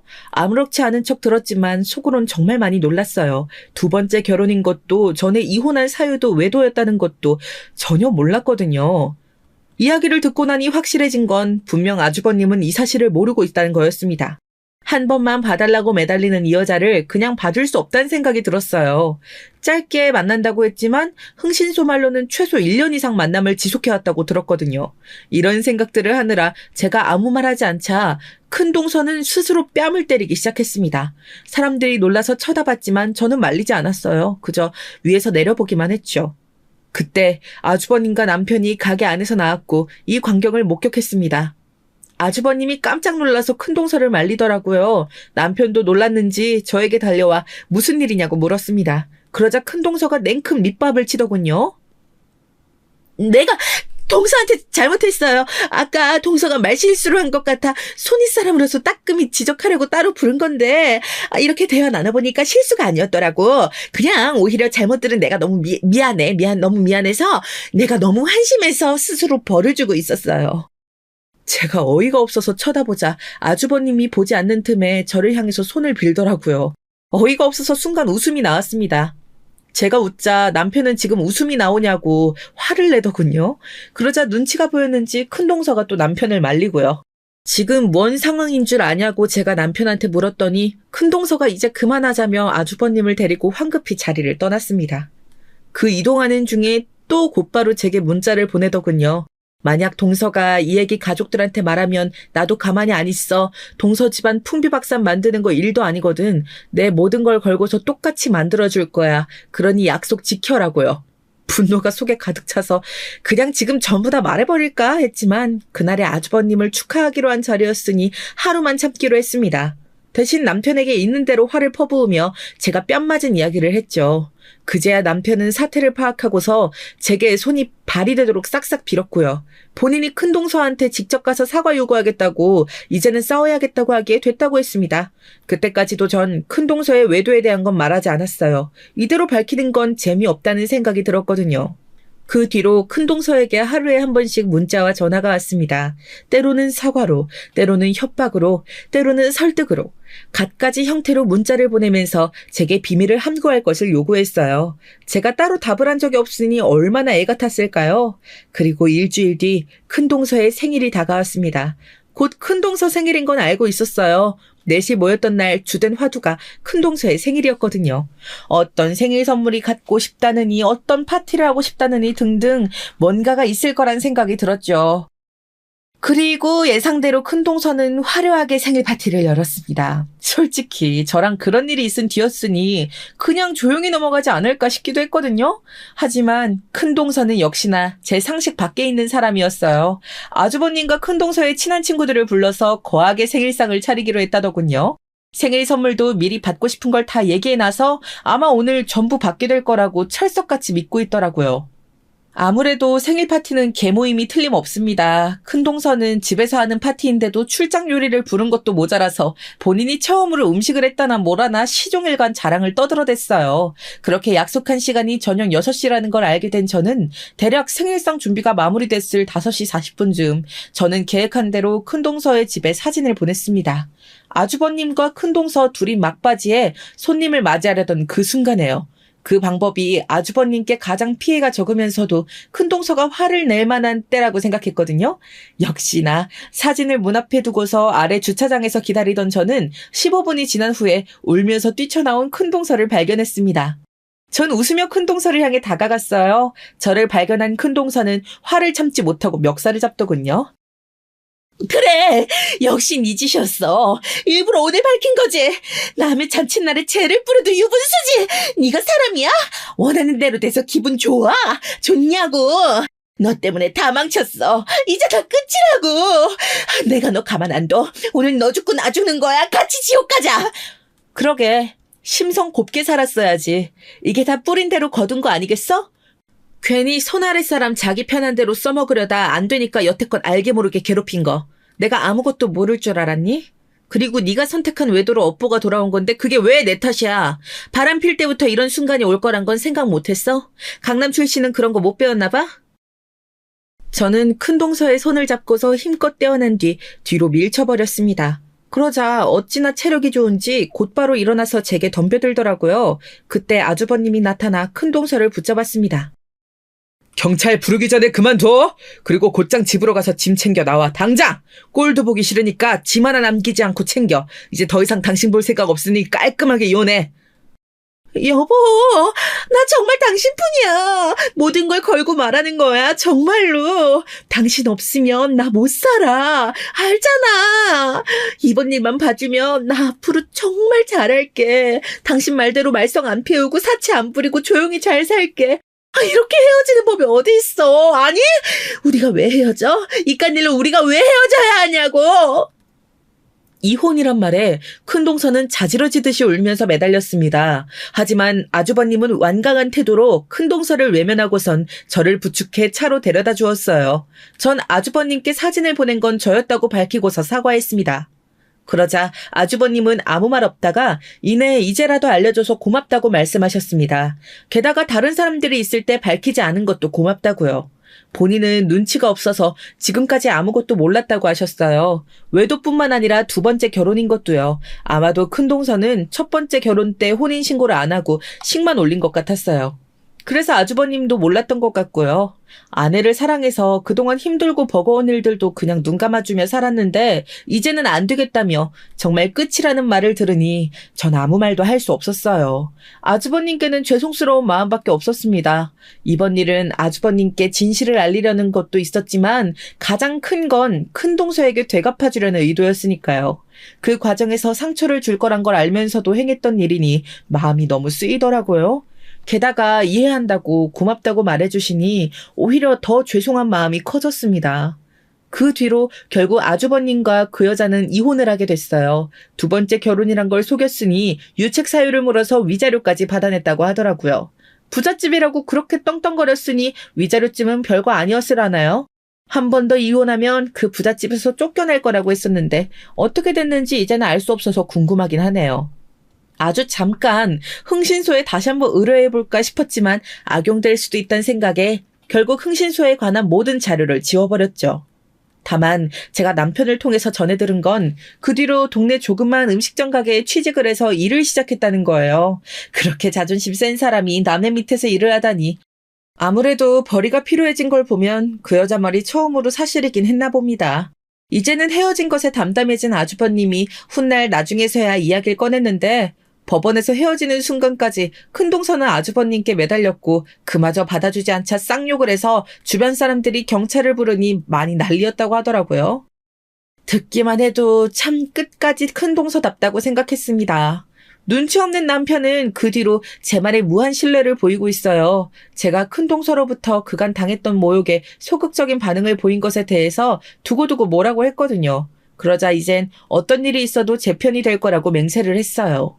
많이 사랑하지만 많이 답답하고 모자란 나의 남편. 제가 약속한 그 말이 진심인지는 차차 알게 되겠죠. 이번 일로 시댁 식구들도 많이 놀란 것 같지만 그래도 이게 옳은 방향이라 생각하고 다시 각자 원래의 속도를 되찾아갈 거라고 생각해요. 지금껏 조금 헤맸고 많이 힘겨운 시간이었지만 그래도 가족이 함께니까 잘 이겨낼 수 있겠죠. 저도 원래의 저대로 받은 만큼 되갚아주긴 했지만 한동안은 마음이 많이 무겁고 힘들더라고요. 이번에 있던 일을 친정엄마에게 털어놓았는데 저에게 그러시더라고요. 받은 만큼 돌려주는 것도 중요하고 마음이 가벼워지는 것도 중요하지만 때로는 받은 걸 잊어버리고 훌훌 털어버리는 것도 좋은 대처법이라고요. 이번엔 만족했을지라도 비슷한 순간이 오면 다른 방법은 없는지 고민해보라는 엄마의 말씀을 들으며 제가 지금껏 너무 피해자의 입장에서만 강박처럼 살아온 건 아닐까 하는 생각이 들었어요. 제가 원래는 그런 사람이 아닌데 어릴 적 기억 때문에 너무 앞만 보며 매달려온 건 아닌지 싶기도 했고요. 그래서 포용력 있게 받아주는 게 아니라 받아주지 않고 그냥 넘겨버리는 연습을 하기로 했습니다. 그렇게 앞으로는 이런 일들보다 좀 더 여유와 안정을 갖고서 살아가 보려고 합니다. 남편과 친정부모님, 시부모님 모시고 여행도 가고 새로운 운동도 배우면서 남은 올해를 알차게 보내보려고 합니다. 이 글을 읽으시는 여러분들도 나쁜 말은 전부 흘려듣고 좋은 말, 좋은 이야기만 들으시면서 여유롭고 행복한 하루 되시길 바라요. 제 사연 들어주셔서 감사합니다.